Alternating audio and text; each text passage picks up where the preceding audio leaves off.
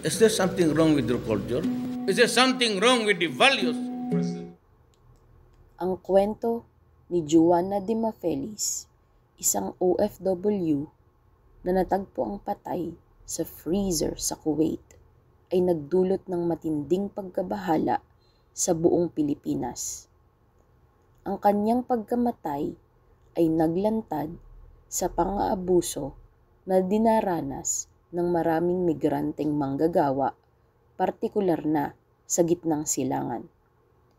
Ngunit dahil sa matapang na pagkilos ni dating Pangulong Rodrigo Duterte, nagbago ang lahat. Nagpatupad siya ng total ban sa pagde-deploy ng mga OFW sa Kuwait, na nagdulot ng pressure para masugpo ang kawalang hustisya. Dahil dito, naaresto ang mga amo ni Joanna at nagkaroon ng mas malawak na proteksyon para sa mga OFWs. Maligayang pagdating sa aking channel, ang Kwentong Pinoy Tagalog Crimes. Samahan niyo akong tuklasin ang detalye ng mga pangyayari sa naganap na krimen. Dito, maaari tayong makapulot ng mahalagang aral. Kung ikaw ay interesado sa ganitong tema, maaari mong i-click ang notification bell, mag-like at mag-subscribe sa channel na ito. Si Joanna Daniela de Mafelis ay isang masipag at mapagmahal na anak mula sa Concepcion, Iloilo.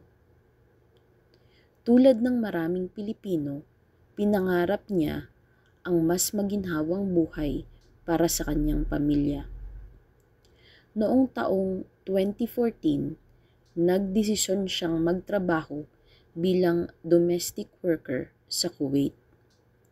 Si Joanna ay isa sa libu-libong OFWs na nagtiis sa malayong bansa upang suportahan ang kanilang pamilya. Ngunit sa halip na magkaroon ng magandang kinabukasan, ang kanyang buhay ay biglang natapos sa isang malagim na paraan. Pagdating ni Joanna sa Kuwait, inasahan niyang magiging maayos ang kanyang trabaho bilang isang domestic worker.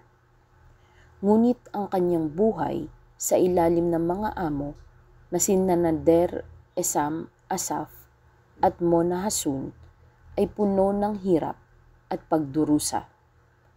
Ayon sa mga ulat, si Joanna ay hindi binibigyan ng sapat na pagkain. Madalas, siya ay pinagtatrabaho ng walang tigil, araw at gabi na walang tamang pahinga. Hindi lamang ito, si Joanna ay umani rin ng pisikal at emosyonal na pang-aabuso. May mga ulat na siya ay sinasaktan at tinatakot ng kanyang mga amo. Ang kanyang pasaporte ay kinumpiska, isang karaniwang taktika upang pigilan ang isang OFW na umalis at humingi ng tulong.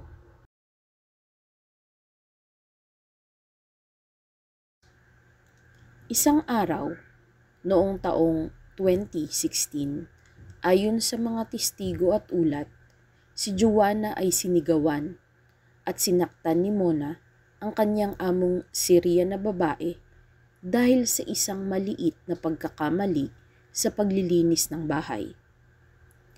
Si Nader, isang Lebanese na asawa nito, na laging wala dahil sa kanyang trabaho, ay hindi rin nagpakita ng anumang awa. Sa halip, siya ay naging kasabwat sa pang-aabuso. May mga ulat na si Joanna ay pinagkaitan ng komunikasyon sa kanyang pamilya. Ang kanyang cellphone ay kinuha at siya ay hindi pinapayagang tumawag o magpadala ng mensahe sa kanyang mga mahal sa buhay. Ito ay isang paraan upang siya ay ganap na ma-isolate at mawala ng kakampi. Ang mga huling araw ni Joanna ay puno ng takot at pagdurusa. Ayon sa investigasyon, siya ay pinagmalupitan ng husto ng kanyang mga amo. May mga senyales na siya ay binugbog at sinaktan bago siya ay sinakal at tuluyang pinatay. Ang kanyang katawan ay itinago sa loob ng isang freezer, kung saan ito ay natagpuan halos 2 taon makalipas ang kanyang pagkamatay.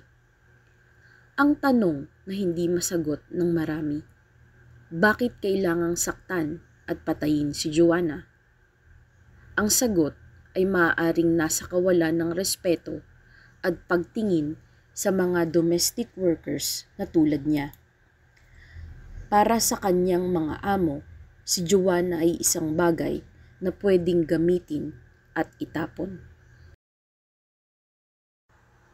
Ang pagkamatay ni Joanna ay nagdulot ng malaking diplomasyang krisis sa pagitan ng Pilipinas at Kuwait. Bilang tugon, ipinataw ni dating Pangulong Rodrigo Duterte ang total deployment ban ng mga manggagawang Pilipino sa Kuwait. Ayon sa kanya, hindi niya hahayaang mangyari ito muli.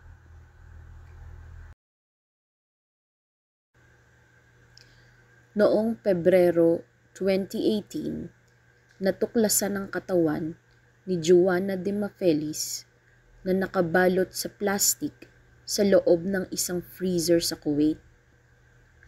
Agad na inilabas ng Interpol ang isang red notice para sa pag-aresto sa 2 suspects, ang Lebanese na lalaki at ang kanyang asawang Syrian. Parehong tumakas mula sa Kuwait bago matuklasan ng krimen at ito ay naging isang international na kaso.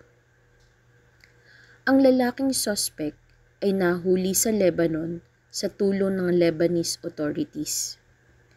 Ayon sa mga ulat, siya ay nadakip sa isang operasyon na isinagawa ng mga lokal na pulis sa Lebanon.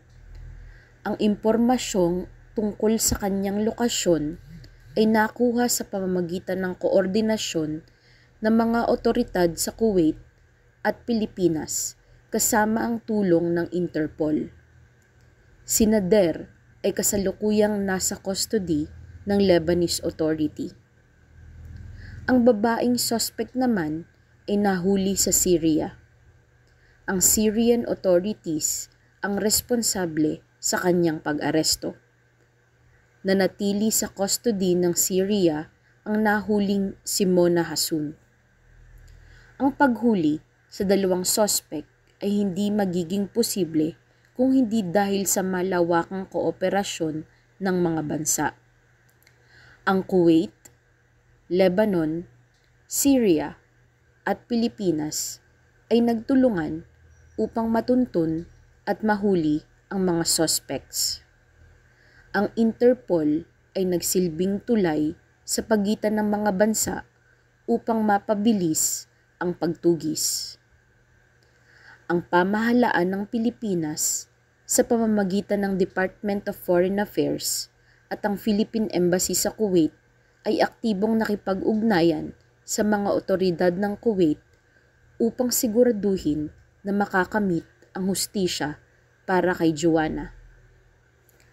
Noong April 2018, hinatulan ng Kuwaiti court ang Syrian national na si Mona Hassoun at ang asawa nitong Lebanese national na si Nader Essam Assaf ng death penalty sa pamamagitan ng pagbitay. Pareho sila ay nahatulan in absentia dahil hindi sila personal na dumalo sa paglilitis. Ang hatol na ito ay malaking tagumpay para sa pamilya ni Joanna at sa lahat ng OFWs na nananawagan ng hustisya. Ngunit hindi pa ito ang katapusan. Bilang tugon sa kaso ni Joanna, nagdesisyon ang Kuwait na magpatupad ng mga bagong polisiya upang mapabuti ang kalagayan ng mga manggagawa. Ang Philippine Embassy sa Kuwait ay naglaan ng mas mahigpit na seguridad para sa mga Pilipino sa ibang bansa. Layunin nitong bawasan ang mga kaso ng pang-aabusong pisikal sa karahasan at pagpatay. Matatanda ang nag-trend sa social media ang isang Kuwaiti beauty vlogger na si Sondos Alkatan. Hindi dahil sa makeup tutorials niya, kundi dahil sa isang kontrobersyal na komentong naglantad ng kanyang pagiging racist. Sa isang video, ipinahayag ni Alkatan ang kanyang pagtutol sa bagong batas sa Kuwait na nabibigay ng karapatan sa mga Filipino domestic workers tulad ng mga OFWs na magkaroon ng isang araw na pahinga kada linggo at panatilihin ang kanilang mga passports. Ayon sa kanya, hindi raw dapat binibigyan ng ganitong karapatan ang mga domestic workers dahil sila raw ay hindi karapat-dapat. Ang kanyang mga pahayag ay nagdulot ng matinding backlash mula sa buong mundo. Marami ang nagalit at nagsabing ang kanyang pananaw ay hindi lamang mapang-api, kundi nagpapakita rin ng malalim na racism at klasismo. خادم بالبيت ويكون جوازها عنده وين كان جوازها وراحت سافرت شلون منيعة والله ولا لا الشيء الأدوي الأمر إن كل Para sa atin pong mga OFWs, wag nating hayaang malimot ang kwento ni Joanna. Kung kayo ay nakakaranas ng pang-aabuso, huwag mag-atubiling humingi ng tulong. Ang inyong buhay ay mahalaga. At sa ating gobyerno, patuloy nating ipaalala na ang proteksyon ng mga OFWs ay dapat na laging prioridad. Si Joanna de Mafelis ay hindi na natin maibabalik. Ngunit dahil sa kanya ay nagkaroon ng mahalagang pagbabago sa batas ng Kuwait at Pilipinas para sa pangangalaga ng ating mga OFWs. Kung nagustuhan nyo ang video na ito, huwag kalimutang mag-like, mag-comment at mag-subscribe para sa mas maraming kwentong puno ng aral. Maraming salamat sa panonood mga kaibigan. Mag-ingat po tayo palagi.